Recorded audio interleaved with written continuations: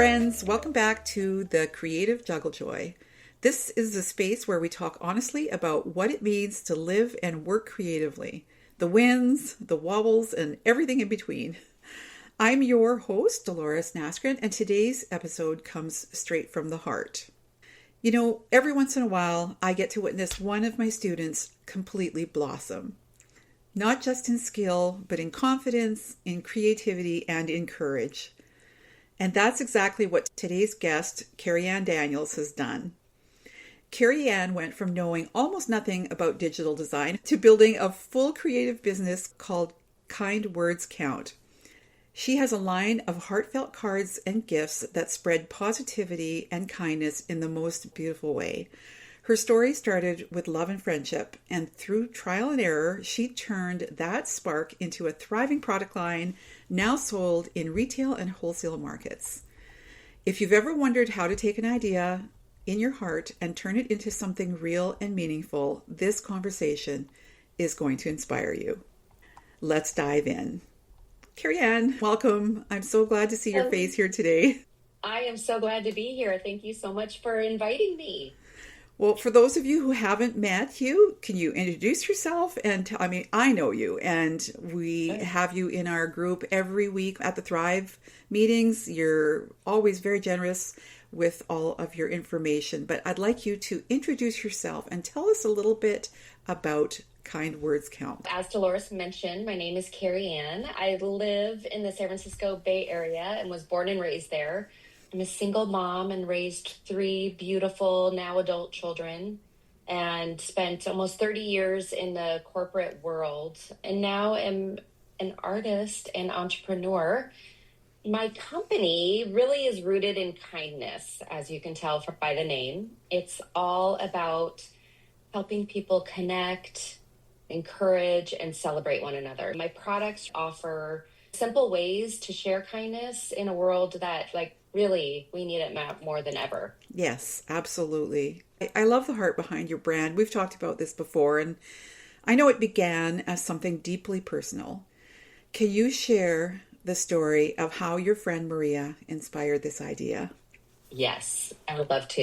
My dearest friend Maria was diagnosed with cancer at Christmas time in 2022, and during her treatment, she really only be surrounding her. She was a fighter, and she did not want anyone telling her the negative stories that some people like to share.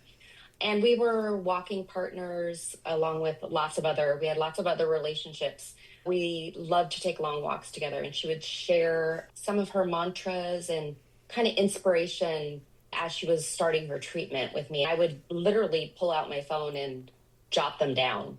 I didn't really know why at the time, but what happened was I was inspired to create her own set of positivity cards. I went home and I hand painted using some stencils and stamps and washi tape these set of inspirational positivity cards, and she put them next to her bed and posted them, and she would meditate on them. And one day she said, "Hey, my cousin Judy was over and we both think you should sell these on Etsy." And I thought, that is crazy. It takes me 4 hours to paint a set. I'm not really an artist. There's no way I could do that. A few months later, I was holding my coffee mug and I looked at it, and for some reason I thought I could make those cards digitally. So literally the next week I went and bought an iPad. Love it. That's how I started that journey. That's how we met, actually. You started taking my classes. I literally bought the iPad and found you on Skillshare because I realized I needed to learn a software program. I was exploring which one to dive into, and your Skillshare Affinity classes hooked me.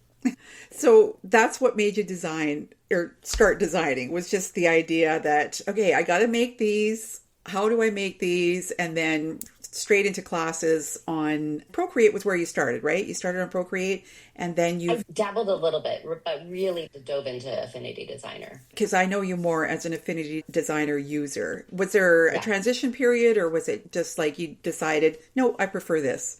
I prefer this. I think it allowed me to do what I discovered I needed to do. Tell us about the first set of cards you created and how you went from hand painting to digital. How did you do that? Yes. I started taking your classes. I discovered that I really wanted my product to have the same feel as the hand painted ones. I learned that I could take all my stencils that I was using and my stamps, my lettering that I was using, and create them as assets and upload them into Affinity Designer. So that's really where it started. I really opened me up to be like, oh wow, I can really do this. And I look at my original cards to the ones that I am doing now, and there's been a huge transformation in terms of the refinement and what I think is the quality and the design of it. But the look and feel is still very similar to the original. That's something I can absolutely agree with you on because I think you've really captured that whole feeling of, stamping and washi tape and little any additions like little stamps of flowers, and you've got it all kind of put together with some really cool lettering. It all looks handmade, and that's coming out of this software. So that's really cool. I love that idea.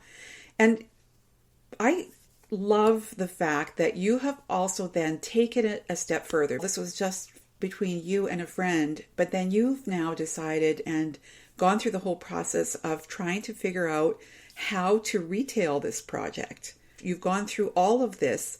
So you've now developed not just the product, but you've learned about printing, packaging, and the whole idea of retail. What did your first sale feel like when you were Oh just my like in gosh. person? Well, there were my first sale when I first launched. I sent the email to friends and family launching my business. And of course, it was my friends and family. I did start getting orders on my website, and that felt really special and good. But then when I had my first sale from somebody I didn't know was really spectacular. That was very cool. And I did create an Etsy shop after my first year, or maybe it was actually the first few months. I realized I should do an Etsy store. So I did do that. Then what felt more special was when I had a repeat customer. Like that was the best. I have this woman who Right? loves my notebooks, and so she keeps reordering my notebooks. And that is really, I think, kind of the full circle. So how did you learn about the printing? Because what you're doing now at this point in your journey, you're mass producing, really. I mean, you're printing, you're packaging, and you're putting the product out there. Like how does it go from I'm playing on Affinity Designer on my iPad to I have a full product line? Tell us a little bit about Yeah. that process. Well, there's so many components to that. Yes. So what I first realized is that I wanted my business to become a brand. I wanted it to be more than just selling some cards on Etsy. I wanted to reach people and have people connect, having my products be a vessel to connect people with encouragement, strength, and courage, friendship, and self care. So, all of those things. And thankful. Yes, you have a set of those, Yes. my original ones.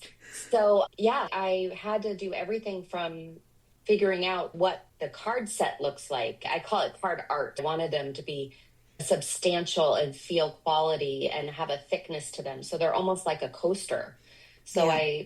I found a printer that I had no idea this existed, but there's this thing called duplex printing where they connect two pieces of basically cardstock together and make it really thick. And then I have a soft touch finish on it. And so all my products feel really nice. People pick them up and go, oh, this feels so nice. So that was the first piece of it, to really educate myself in that. And then there was the packaging. I had some wholesale reps tell me, your product is cool, but you're not going to be able to put it in stores because they're not going to know where to put it because it's not a greeting card and it's not a set of affirmation cards. It's somewhere in between. So they won't know where to put it in the store. Packaging became very important. Luckily, I have a friend who's an expert in product marketing. She's worked in the industry for several years, and she worked with me on designing a box. And the box it's giftable. What I really had the vision of, I wanted this to be a gift. So I wanted you to be able to buy it in the store and hand it to somebody. You didn't even need to put it into a bag or wrap it. So the box looks like that. But then there's the whole marketing aspect. How do you market that? And what does that look like? So I've spent a lot of time refining that part of it. It's been super fun. I love your packaging, by the way. That could be an episode in itself, just the packaging. KeriAnne has designed really cute. It almost looks like a jewelry box because it's very solid and it has a lid that has a clear top to it, so it shows her product within it. Looks gorgeous as a gift, and then it has a little clasp that kind of has a magnet on it. It's really gorgeous. So it's a product in itself. It's like a product within a product. Is that something you have found helpful for retailing the gifts as well? Because you're now retailing direct to consumer, but you are also now in the wholesale market. I want to hear a little bit about that. What have you learned about selling to the gift market or getting your work into shops? I'm sure our listeners would love to hear. Yeah, I'm just starting that journey, and that has been very exciting. I do think that my packaging has made a huge impact on being able to do that. From the retail side, this will be my first holiday season that we're going into where I will have the boxes, because I just got them over the summer and have been figuring out how to use them. Some of the challenges are I have this great product and then I pick up the box, put my product inside. I also have 2 ways of displaying the product. It's a set of 8 cards, and I have a round wooden stand that I've gotten made, and then I have ribbon and clips so you can hang it on a bulletin board or on a mantle or whatever. But when you pick up the box and you turn it over to see like, oh, what's inside this box, the little sticker on the back, it all fell kind of loose. Jostled itself. So then I had to figure out, okay, I have to keep that in place when it's in a store. And so now I'm a shrink wrap expert. I have a whole shrink wrap station in my basement. But there's a lot to have learned within that process, meeting with those wholesalers and realizing that they may only want a certain, they don't want all my products. They only want these 5 of my products. And that is a blessing in itself. I have another wholesale potential client that is looking at my baby line, which I'm like, oh, I need to expand that quickly and get that because that's very exciting. But that's perfect for her clientele. Just like being in pop-ups or marketplaces, clientele is different everywhere. And so that's something that I've had to realize and be like, okay, that is going to be really important for me going forward in figuring out which stores I really want to approach. Yes. And who is their clientele and who do I want my clientele to be? That is really interesting. I answered that. Yeah, you did. And that kind of speaks to both sides of it, the creative part and the business side, because there's both parts to it. As most people in your position, and I have been one of them many times because I've gone through many iterations of selling in my business, as have many of the other students and people in my community. They've had to really balance creativity with the business side. So there's that whole, you've talked about already, the basics of packaging and trying to figure out exactly how to present your work. You've talked about the experience of the customer. And I know, as having been a recipient of one of your little gift sets, that it really is an experience from you. You get this packaging that's so pretty, and then there's that sort of do-it-yourself, oh, I can hang this ribbon and I can have these cute little clothespins that will hang up my motivational phrases. So that you've got that you've totally worked into this, which is so huge. And then you're talking also now about the experience of the business owner you're presenting this to and how they need to cope with being able to present it, which is also probably what you have to deal with when you're doing your craft sales.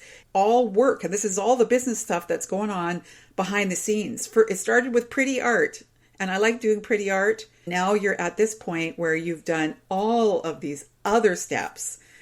What has surprised you the most, KeriAnne, about running this creative business?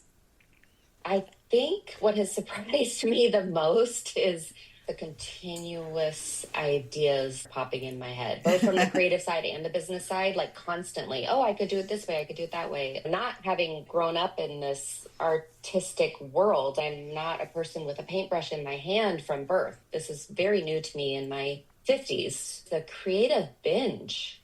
Sometimes I just can't stop myself. We get into this mindset, I'm going to finish this, and things just flow out. That has been really surprising and amazing for me personally. I love that. I'm sure you call yourself a lifelong learner. You're one of those people. How has that mindset helped you through your challenges? When you came up against some kind of an obstacle, how do you think being a lifelong learner has helped you? Yeah, I feel like life is full of challenges. Whether we have a challenge in our personal life or in our work life, or sometimes it happens at the same time. I think that's just part of life. I found that really paying attention to my mindset has been really important to making it through those challenging times. There's that saying, when you fall, it's important to get back up. I really feel like those are important life lessons for me. It could be just little hiccups or big falls, but it's really how you get back up and move forward through it and forward. One thing I think over the last year especially that's really helped me is that I wake up every morning and I start with an intention, and it could be just one word or a phrase, and then I go make my coffee and I spent 15 minutes and I journal about it. And it could be just lettering the word in my journal and coloring around it while I think and process about it, or I could write 3 pages of words about it, depending on what's happening. So in terms of being a lifelong learner, it's really been more recently a learning about myself and helping me through my journey. And I love journaling, so that has really helped me. And it helps me get centered for the day within the moment of every day, but also moving forward. I love that. And you're not the first person that I've talked to about this in the last couple of weeks. This has become a really great way to cope. You know, that morning mindset. And you're the perfect person for it. You have all these great phrases. You could just look at your own cards. True that. All right, KeriAnne, what advice would you give to other students who feel like they're starting from zero with just an idea? I think if you have an idea, you can do it. I think another one of my sayings that I have a couple that I really love, that I write down all the time, is I am bigger than the mountain. Things may feel daunting and overwhelming, but you are in charge of your own destiny. You're not alone. There are lots of resources out there. Get involved in communities. Like I've been with Delores, also, friends or even acquaintances. That has been so valuable to me, is just to have coffee with somebody and learn from them. And then all of a sudden they're like a resource for you. So really, you're not alone. There's resources out there. Utilize them. People are there to help you along the way. You just need to ask, and, you can do it. Oh, I love that. Thank you so much. Yeah, I'm just drinking that in right now. So, KeriAnne, what's next for Kind Words Count? Have you got any new things? I'd love to hear. I like being on the inside track here. Do have some new things. So I guess 2026, I'm really going to put on my business hat and focus on that. I love the business side of things. That's kind of where I was in the corporate world for years and years. So that's what comes more naturally to me, I think. And what did you do? Corporate HR. I did a lot of business consulting and kind of organizational development. That's where I started. I think in what's ahead, I am going to continue to focus on getting into brick and mortar stores. I am going to actually start a blog. Nice. A new, upcoming blog where I can, just share my inspiration and my story and other people's stories. I have some new products. I have a product that I've been working on called Notes to Self. They're journaling prompt stickers that I will be coming down the pathway. And then I also have a card deck of kind words to give. A friend of mine inspired this one, where you're in an airport and you see somebody that is just looking a little down or having a hard time, and you just hand them a card of kindness or a coworker that's been having a hard day. That is kind of a spin-off on my joy jar, which I have. That's awesome. Where can listeners find you? My website is a great place to start. It's kindwordscount.net. Okay. And I'm also on Instagram and Facebook at kindwordscount. Perfect. I do have an Etsy store. It's not quite updated with all of my new products right this minute, but you can find me on Etsy as well.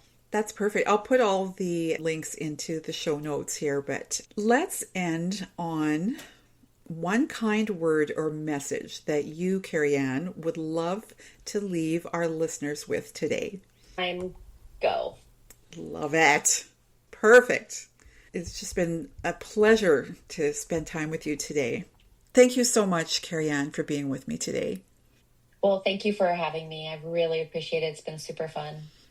Wasn't that wonderful to all my listeners?